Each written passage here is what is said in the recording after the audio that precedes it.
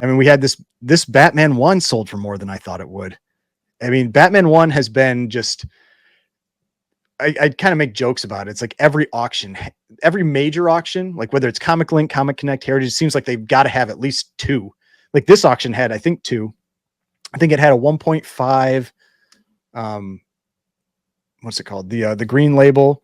Yeah, I think it had a married centerfold and had this 2.5 universal.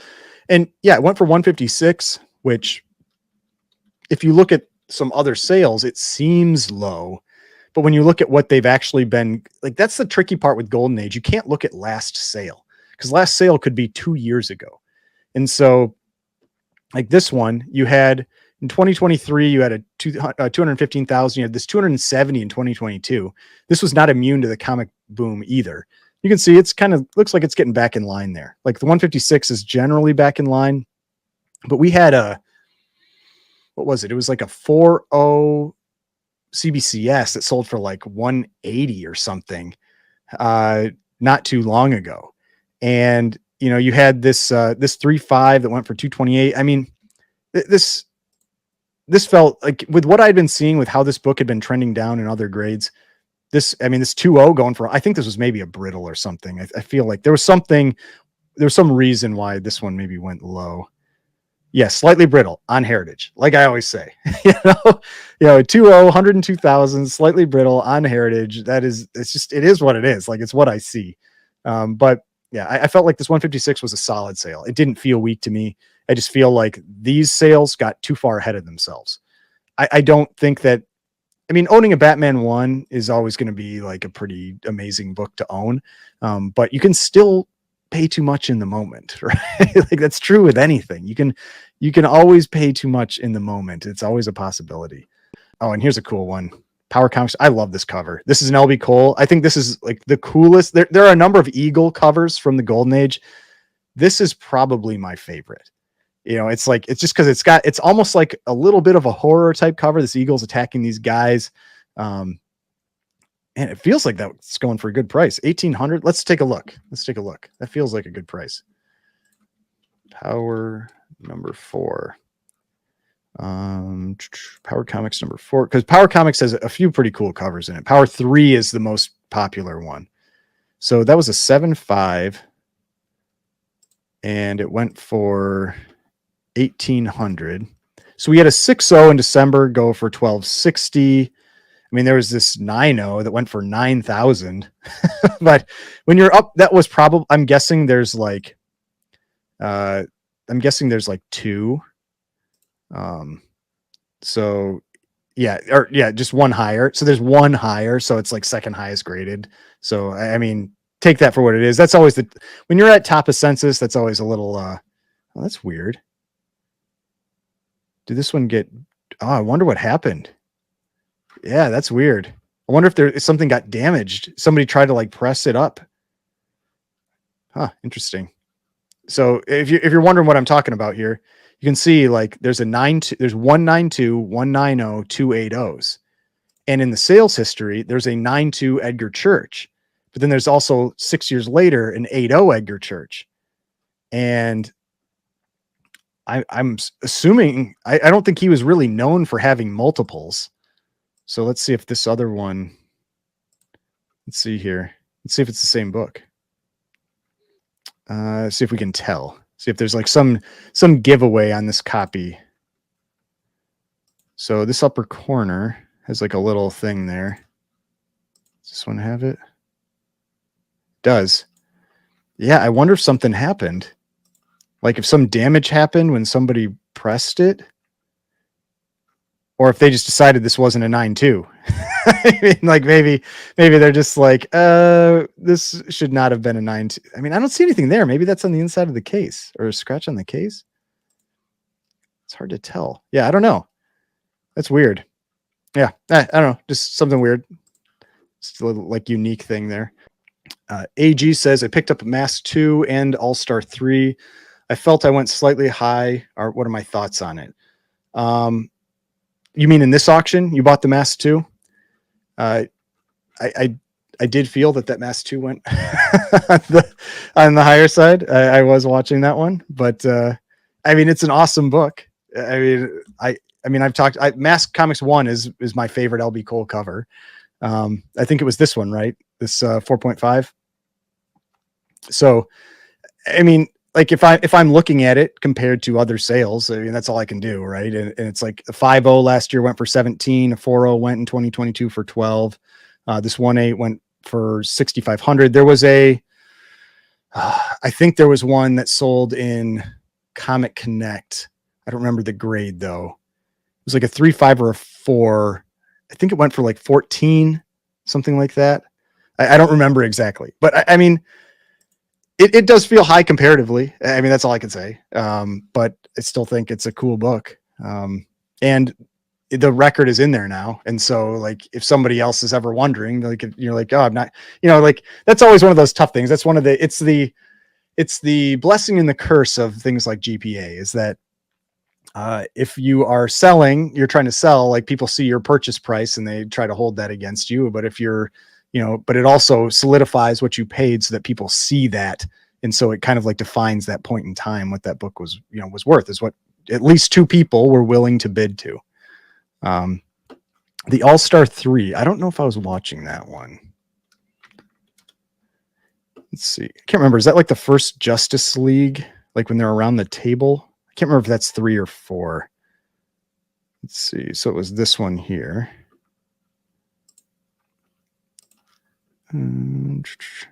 Yeah. Okay. Yeah. All-Star 3. First. Yeah. It's that for, or not just League, just a society where they're around the table. What are my thoughts on that one? That one doesn't feel high to me. I mean, you had the last sale of a 3.0 at 18.5. You had a 5.5 at 24.4 or 24. And I mean, this 24 felt like a pretty good deal. Like, I mean, I feel like the 33 was on the high end, but 24 felt like maybe on the lower end. I think it's probably maybe more like 28. And so I'd say like at the 5.5, it's probably a $5,000 a point book. And, at the 3.0, I mean, it was a 6. I mean, it's 6,000. Like maybe this 18 was a little high, but $6,000 a point. I mean, I would say somewhere around 5,000 a point for the 4.0. And so I feel like that's to me, that was a solid purchase. Like that's around where I would value that book, maybe even a little under what I would value it at. Yeah. Right here. This one. It's really cool. So this is the first original concept of Shredder. And then you had some other preliminary art, like some ideas on the back of it, went for 60,000. And the one comment I had, like, so we were talking and he said he thought it went low. I was like, I don't really know, but it feels like a lot to me, especially because talking to my buddy Drew, apparently Kevin Eastman, now I don't know about Peter Laird, but Kevin Eastman kept everything, like everything. And so he has just tons and tons of, I'm guessing, like uncirculated books, as well as just all the art. It seems like he probably has like all the art. And so you'll see, I've noticed in the last few Heritage auctions, it feels like they're like slow rolling that original art out. And so they've been putting out 1 page at a time, for example, of Raphael #1, that first appearance of Casey Jones and that kind of thing. And so instead of just dumping it all at once, they're putting out like little bits at a time, but there is a lot of it.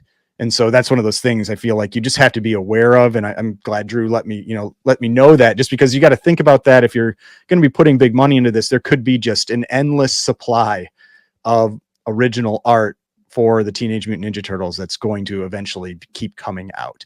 And so just something to be aware of there with that. But I thought this was really cool. I mean, it feels pretty finalized. I mean, that is a pretty accurate depiction of what we know Shredder looks like right now. I won the More Fun 5445 restored, tough to price. Yeah, I mean, and that's a pretty rare book as well. So it's tough to price anyway, even if it's not restored. Let's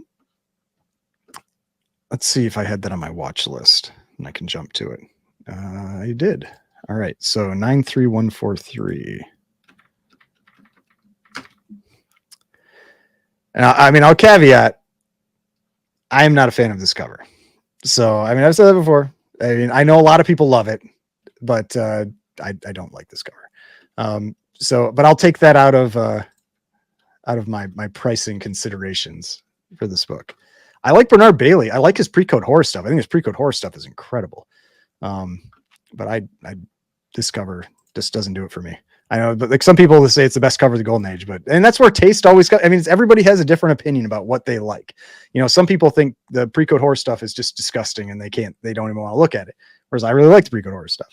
So, I mean, everybody's got a different outlook on what they like to buy. So moderate C3, color touch, pieces added, glue, tear seals, reinforced. So in theory, those things can all be removed. So that's one of the things I always think about. I look at first with a restored book is like, does it have the possibility to get back to a universal if you wanted it to?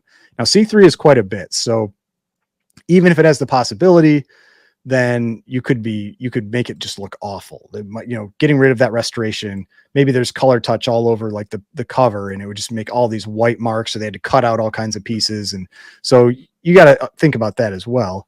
But let's look at what was this? This was a 4.5. So 4.5. We had a 5.5 sell in December 2022 for 15. The 2.0 go for 9,600. 4.5 universal. I mean, we'll say. I mean, I think this would go for more now. This 5.5.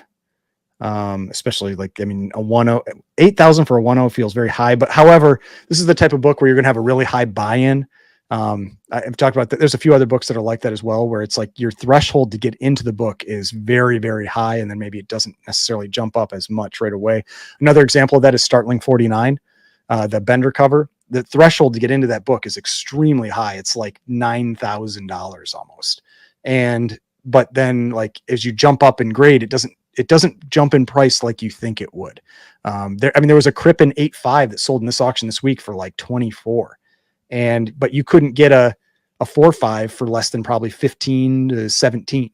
So it's just, there's some weird things with some of these books where it's really tough to get into them, and then they don't necessarily jump in price. So I think a universal 4.5 would probably sell today for like 17. So then the question is, what would a restored 4.5 go for? Let's see, what did, let me find this book. So it went for 10.8. I mean, that sounds about right. I would have thought, like, if you look at the fact that it can get back to a universal, and you had a universal 1.0 go for 8, I feel like the bare minimum for this book is 8. And so then we go from there. Cause like, even if you got rid of all the restoration, it's probably still a 1, you know, maybe it's even a 1.5, and you know, maybe even a 2, who knows? Depends on how bad, like what that C3 actually is. I mean, I think probably like 9 to 12, you know, like if I'm trying to take out the fact that I know what it sold for. But I would say somewhere between 9 and 12 is where I value that book. And so I think that's within that range.